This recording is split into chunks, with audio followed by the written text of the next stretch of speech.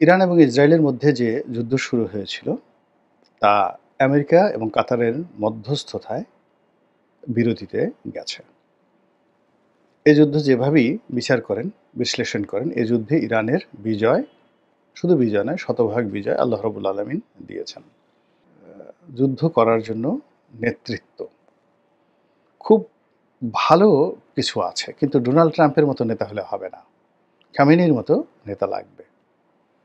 এরকম নেতৃত্ব লাগবে। প্রযুক্তি থাকলে হবে না। কিন্তু নেতানিয়াহুর মতো নেতৃত্ব দিয়ে যুদ্ধ করা যায় না, অত্যাচার করা যায়, গাজা উপদ্বীপে বোমা মারা যায়, কিন্তু ইরানের মতো, রাশিয়ার মতো দেশের সাথে যুদ্ধ করা যায় না। এই হলো অবস্থা। যুদ্ধ করার জন্য নেতা লাগবে। The political leadership and military leadership সব কিছু লাগবে, যেটা ইরানের আছে। তো সেই দিক থেকে আমি দেখলাম যে ইরান যে যুদ্ধ এই সময়তে নামলো, তার হাতে সব জিনিসগুলো রয়েছে মজুদ। দ্য ল্যান্ড, তারপরে the arms, ammunition, leadership, diplomacy, everything. তো কাজেই সেই যুদ্ধে তারা জয়লাভ করবেই, এবং আল্লাহ রাব্বুল আলামিন তাদেরকে সেই বিজয় দান করেছেন। এবং আমার মতো ক্ষুদ্র মস্তিষ্কে, মানে এটা আবেগের বশে নয়। আমাদের দেশে যারা ইসলাম ধর্মাবলম্বী তারা 100% লোক মন প্রাণ দিয়ে মসজিদে কান্নাকাটি করেছেন, দোয়া করেছেন। মুসলমানদের বিজয়ের জন্য তারা কান্নাকাটি করেছেন। একইভাবে তারা গাজার মুসলমানদের জন্য কান্নাকাটি করেন। একইভাবে তারা কাশ্মীরের মুসলিমদের জন্য কান্নাকাটি করেন। আরও অনেকের জন্য কান্নাকাটি করেন। কিন্তু ইরানের সাথে এই যে যুদ্ধটা, এখানে কান্নাকাটির বিষয় না। এটা একেবারে অ্যালগরিদমের মতো। তো এই অ্যালগরিদমটা আল্লাহ যে আমাকে বোঝার তৌফিক দান করেছেন, এজন্য মহান আল্লাহ রাব্বুল আলামিনের দরবারে লক্ষ কোটি সুজুদ এবং শুকরিয়া। তো এখন যেটা বলা দরকার সেটা হলো যে এই যুদ্ধের অনেকগুলো বিষয় রয়েছে। বিজয়ের জন্য অনেকগুলো বিষয় রয়েছে। সেই বিষয়গুলো নিয়ে ধীরে, ধীরে বিভিন্ন জায়গাতে অল্প, অল্প করে বলব। কিন্তু আজকে আমি এই যুদ্ধের যে প্রধান নিয়ামক, সেটা হলো নেতা, ইমাম, ইমাম আলী খামেনি। তার সম্পর্কে আমি কিছু বলব। তাকে বলা হয় এ যুগের খলিফা উমর, উমর ইবনুল খাত্তাব রাদিয়াল্লাহু তাআলা আনহু। এই পৃথিবীতে, ইতিহাসে আমরা সবাই অনেক উমর হতে চাই, উমর বানাতে চাই। কিন্তু ইতিহাস, আমি যতটুকু পড়েছি, একজনকে খ্যাতিটা দিয়েছিল। তিনি হলেন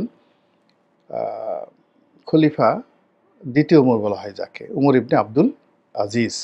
উমাইয়া খলিফা উমর ইবনে আব্দুল আজিজ। এরকম আজকে যেভাবে ইরান যে বিপদ এবং বিপত্তির মধ্যে পড়েছে, এর চাইতেও বিপদ এবং বিপত্তির মধ্যে পড়েছিল মুসলিম সাম্রাজ্য উমাইয়াদের জামানাতে।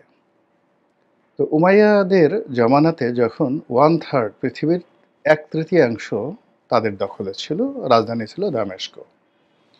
তো সেখানে পরপর দুইজন খুবই শক্তিশালী সম্রাট বা খলিফা রাজ্য পরিচালনা করেন।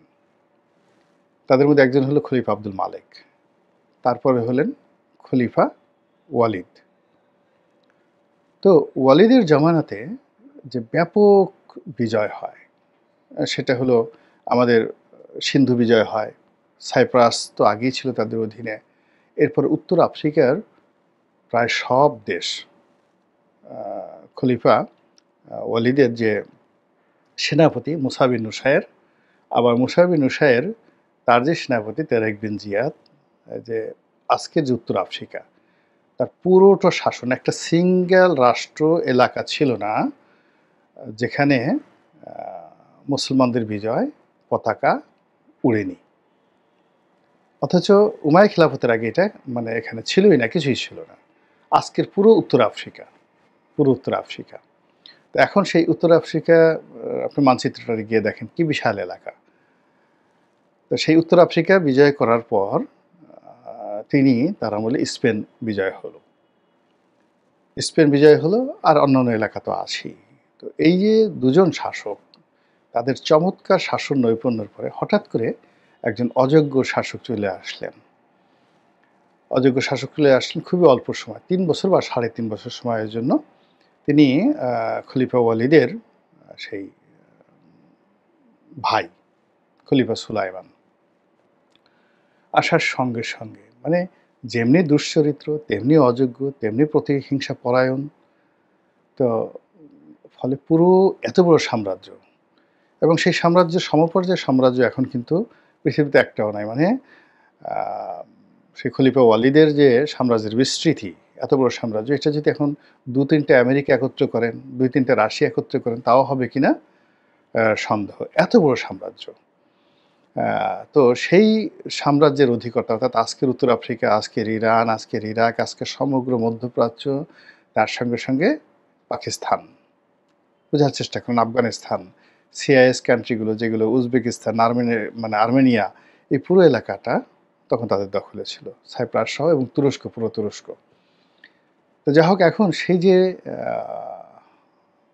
শাসন, সেই শাসন যখন এলোমেলো হয়ে গেল, তখন তিনি রোগাক্রান্ত হলেন এবং তিনি তার চাচাতো ভাই এবং তার ভগ্নিপতি উমর ইবনে আব্দুল আজিজ, যাকে খলিফার দ্বিতীয় উমর বলা হয়, তাকে নিয়োগ দিলেন এবং তিনি মাত্র ৪.৫ বছরের মধ্যে তার এই বিশাল সাম্রাজ্যে যে নিয়ম, শান্তি, শৃঙ্খলা তিনি প্রতিষ্ঠা করলেন এবং প্রায় ৯০ বছর ধরে চলা যে সকল বিরোধ, সেই কারবালার বিরোধ, সেই ফাদকের বিরোধ, সেই উমাইয়া হাশেমিদের বিরোধ, সমস্ত বিরোধ তিনি শূন্যতে নিয়ে আসলেন।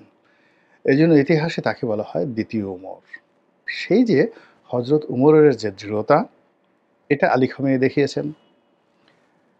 তার যে